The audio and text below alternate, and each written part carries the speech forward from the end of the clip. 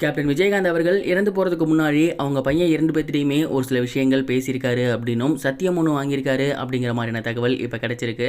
அது என்ன அப்படிங்கிற கம்ப்ளீட் டீட்டெயில் தான் இந்த வீடியோவில் பார்க்க போகிறோம். டிசம்பர் 28 கேப்டன் அவர்கள் காலமாகியிருந்தார்.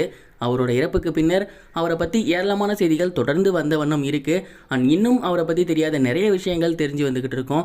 அந்த வகையில் ரீசெண்டாக தெரிஞ்சிருந்தது என்ன அப்படின்னா, விஜயகாந்த் அவர்கள் உடல்நிலை மோசமானதுக்கப்புறம் அவர் படுத்த படுக்கையானதுக்கப்புறம் ஓரளவு அவர் நல்லா இருக்கும் போதே அவங்க பையன் 2 பேரையுமே கூப்பிட்டு ஒரு விஷயம் சொல்லியிருக்காரு. என்ன அப்படின்னா, நான் இதுக்கப்புறம் எப்படி இருக்க போகிறேன் அப்படிங்கிறது தெரியல, ஆனால் இது நாள் வரைக்கும் நான் என்ன பண்ணியிருந்தனோ அது எல்லாத்தையுமே நீங்கள் கரெக்டாக பண்ணணும். யார் ஹெல்ப்னு வந்து கேட்டாலுமே அதை நீங்கள் பண்ணி கொடுக்கணும். உதவின்னு வந்து யார் கேட்டாலுமே கைவிட்டுறாதீங்க. பசின்னு யார் வந்தாலுமே அவங்களுக்கு சாப்பாடு போடாமல் அனுப்பிடாதீங்க.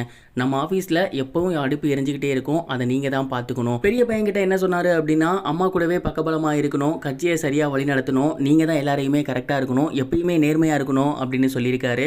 அதே மாதிரி சின்னவர்கிட்ட சினிமா அப்படிங்கிறது எல்லாருக்குமே ஈஸியாக கிடைச்சிடாது, உங்களுக்கு அது ஈஸியாகவே கிடைக்க வாய்ப்பு இருக்குது. அதற்காக நீங்கள் போராடாமல் இருக்கக்கூடாது, கடுமையாக உங்கள் திறமையை வளர்த்துக்கணும். வெற்றி தோல்வி அப்படிங்கிறது சகஜம்தான், ஆனால் அதை நீங்கள் வந்து நல்லா விடாமுயற்சியோட கைவிடாமல் பண்ணணும்.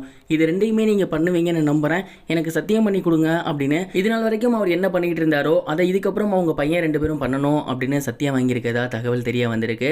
இந்த ஒரு விஷயத்தை பார்த்ததுக்கு அப்புறம் நிறைய பேருக்கு பயங்கர நிகழ்ச்சி அப்படின்னு தான் சொல்லணும். இதை பற்றி நீங்கள் என்ன நினைக்கிறீங்க அப்படிங்கிறத கமெண்ட் பாக்ஸில் ஷேர் பண்ணுங்கள்.